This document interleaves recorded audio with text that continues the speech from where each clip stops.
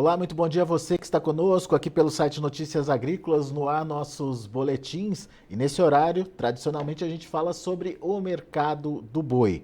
Mercado do boi que tem aí uma mudança no patamar de preços da arroba em São Paulo.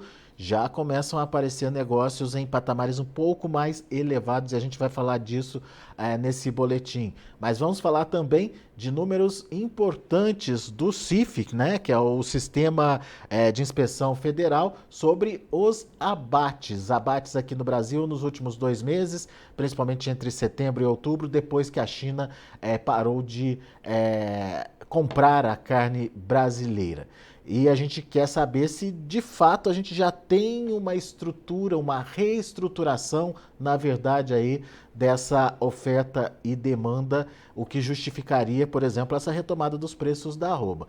Perguntas para Fernando Henrique Iglesias, lá da Safras e Mercado. O Fernando já está aqui com a gente no telão. Bem-vindo, meu amigo. Obrigado mais uma vez por nos ajudar a entender a dinâmica desse mercado. São números importantes esse, né, do CIF, né, Fernando? Não são números finais, mas ajudam na avaliação do que aconteceu com o mercado nos últimos meses, né? Explica para a gente um pouquinho do que você apurou em relação a esses números. Bom, primeiramente, boa tarde a todos. É sempre um prazer participar aqui no nosso Boletim do Boi Notícias Agrícolas. E a gente já tem um desenho preliminar do que foram os abates entre setembro e outubro. Os dados de inspeção federal, ali do CIF, houve uma mudança na maneira de computar os dados a partir de maio desse ano, e o CIF passou a divulgar esses dados de uma maneira mais regular, de uma maneira mais rápida. A apuração está acontecendo de uma maneira mais eficiente agora do que era antes desse período de maio de 2021. Agora, o que a gente tem observado é que os dados vão mudando semana a semana, e para o mês de setembro, por exemplo, pensando em nível de Brasil, foram abatidos aí menos de 2 milhões de cabeças de bovinos, somando macho e fêmeas, é muito importante a gente pontuar isso, e a mesma coisa os dados preliminares de outubro, já estão sinalizando aí para 1,98, 1,99 milhões de cabeças de animais abatidos. O que isso quer dizer? Quer dizer que, em relação ao ano passado, foi evidenciada uma queda de quase 30% do volume de animais abatidos. Quando a gente conversava em entrevistas anteriores que a indústria estava operando com maior ociosidade, que a indústria estava ofertando férias coletivas, tudo isso foram estratégias que foram adotadas para que o nível de oferta, né, de carne no mercado interno ele não explodisse. O que aconteceria se o abate seguisse normal aqui no mercado doméstico? A queda dos preços da carne seria ainda mais agressiva do que ela já foi. A gente apresentou um movimento de queda muito robusto, principalmente no dianteiro bovino, no atacado, tá? E seria ainda mais robusta do que foi. Então, os preços da arroba do boi gordo, ela também acabaria caindo mais do que efetivamente caiu. Então, esse rearranjo que os frigoríficos fizeram, aumentando a ociosidade, reduzindo essa capacidade de abate, foi muito importante. E isso vai de encontro com aqueles dados trimestrais do balanço que a Marfrig divulgou recentemente, que justamente falava isso, que ela reduziu em torno de 30% da sua capacidade de abate, pensando nessa situação de ausência do principal importador de carne bovina brasileira. Então, esse rearranjo, esse aumento da ociosidade, permitiu que o mercado pecuário não caísse ainda mais do que ele caiu nesse período tão turbulento que a gente tem vivido. Então, Agora, foi Fernando, positivo. dá para dizer que a gente tem já um mercado regulado de acordo com a realidade que a gente tem, ou seja, sem a China participando? Bom, o que a gente percebe é que a oferta de confinamentos deu uma bela de uma enxugada agora na primeira semana de novembro, principalmente no retorno do feriado. A gente percebe uma oferta bem mais tímida. Os frigoríficos ainda operam com escalas um pouquinho mais curtas, até porque ainda a gente tem aquela situação de câmaras frias ainda com estoques lá dentro, principalmente carne que seria destinada ao mercado chinês. Então, o frigorífico prefere não alongar tanto assim a escala nessas circunstâncias. E o que a gente percebe é que a escala um pouquinho mais curta, a gente vê alguns negócios aí acontecendo acima da referência média. Tocantins subiu bem o nível de preços essa semana, negócios aí acontecendo a R$ 260 arroba, a gente inicia a semana a 250, então é uma 10, bela alta do preço R$ 10 médio. a mais, né? Exatamente. O mercado do boi, nessas últimas semanas, a gente está vivendo, a gente não vê mais queda de preço de R$ 1, R$ 2, né? Estava acontecendo de 5 a 10. Para subir, a gente também está vendo altas de 5, R$ 10. Então, o mercado do boi está com uma volatilidade que não é tão comum a esse mercado, né? A gente não costuma ver assim 5, 10, R$ 15 dentro da mesma semana, né? Mais escalonado esse movimento. Mas, de qualquer maneira, são consequências desse novo cenário agora. Está acontecendo um rearranjo das forças de oferta e demanda no mercado, e o mercado agora mais centrado no mercado doméstico. A E gente está mais você, focado na demanda interna. e você destacou aí o Tocantins, como é que tá em São Paulo, Fernando? Que costuma ser a nossa referência aqui, né?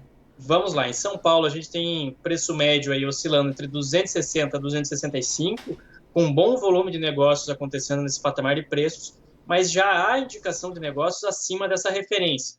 Negócio a 270, até mesmo a 275, se a gente considerar a bonificação aí nessas contas, já tem negociações acontecendo. Então, o mercado deu uma aquecida essa semana. Vamos aguardar para ver como vai ficar esse nosso último bimestre, que é o nosso período de auge de consumo, que aparentemente ficar na dependência em relação ao mercado chinês está um pouco mais complicado, já que as notícias que vêm de lá são todas muito nebulosas, né? A gente não tem a certeza de quando realmente vai haver uma retomada e se vai haver uma retomada das compras da China em 2021.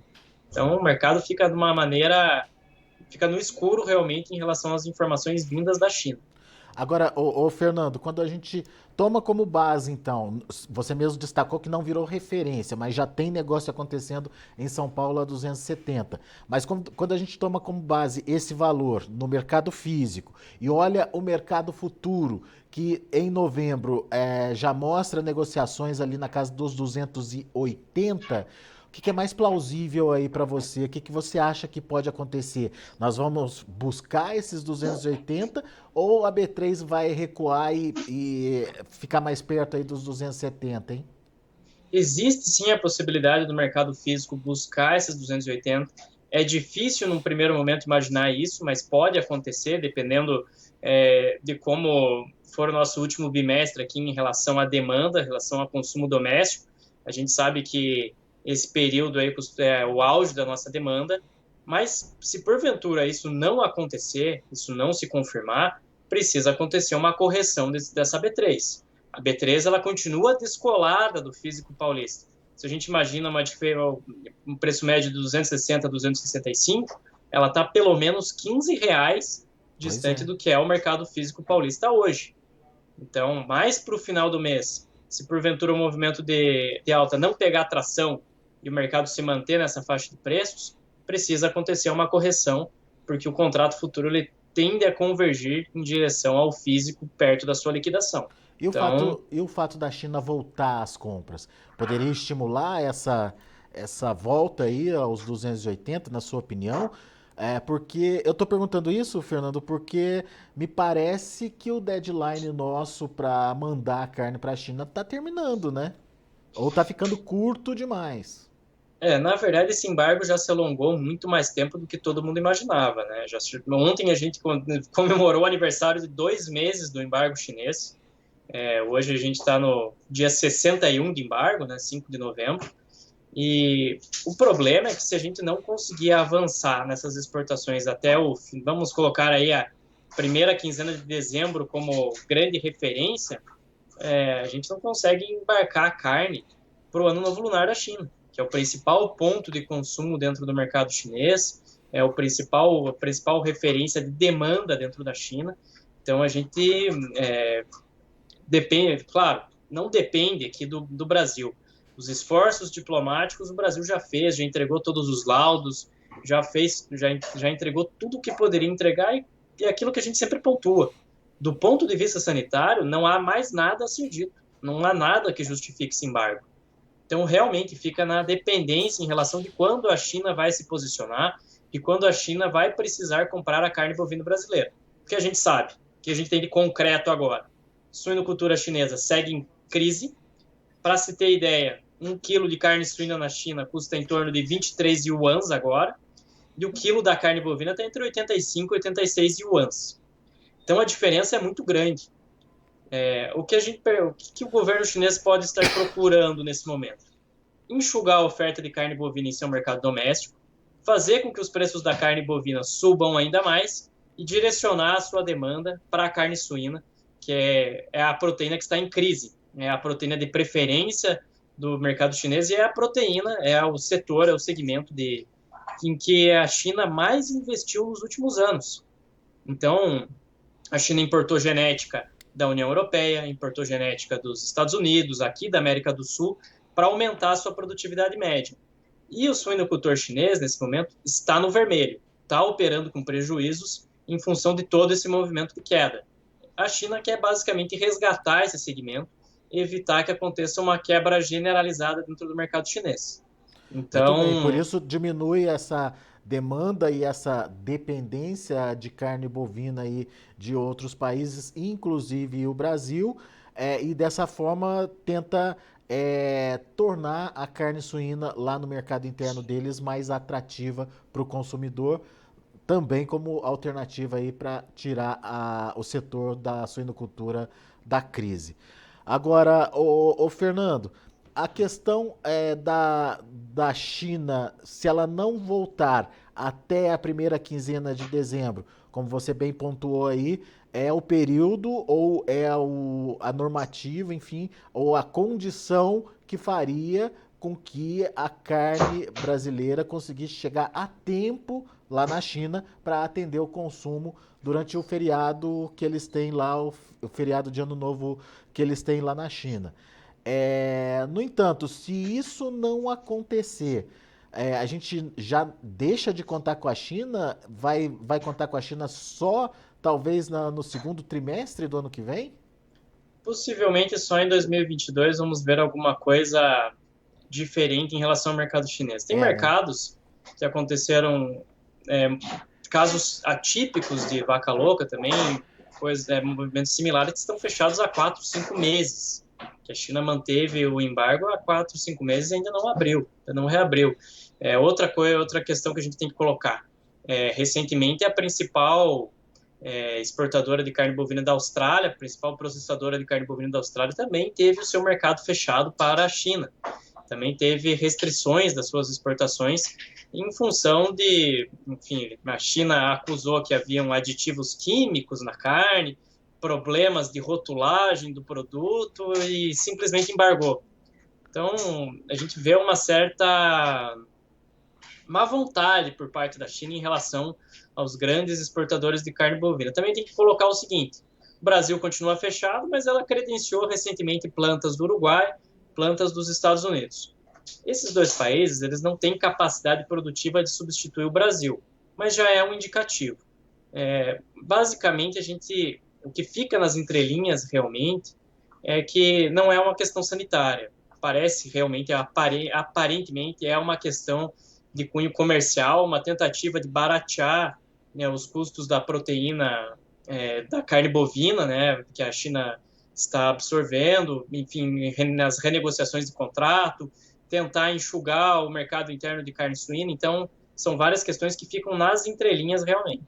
Muito bem. E essa sua teoria é muito plausível, principalmente quando a gente imagina que o governo chinês tem que estimular também a produção de suínos por lá para que, de fato, a produção volte ao seu normal, à sua capacidade normal. Então, faz muito sentido isso que você falou.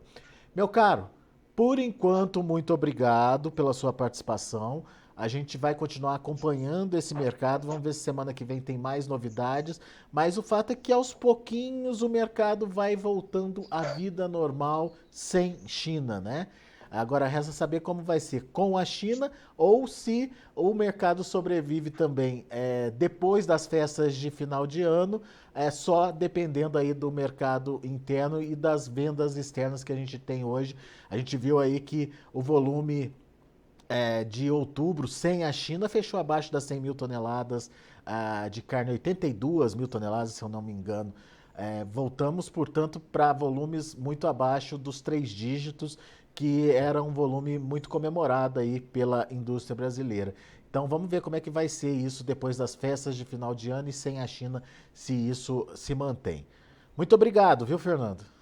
Eu que agradeço. Só um último recado, né? Claro, Só por para favor. a gente pontuar aqui, né? Não existem quedas que vão durar para sempre e não existe alta que dure para sempre. Então, é sempre bom aqui a gente mencionar que é muito importante para o pecuarista, para a indústria, fazer as estratégias de proteção, se manter protegido, porque a volatilidade está aí, ela está presente no mercado e esse tipo de situação acaba gerando graves prejuízos para todo mundo. Então, se você tem as ferramentas disponíveis, o ideal é que faça uso delas justamente para que a gente consiga evitar esse tipo de situação, tá?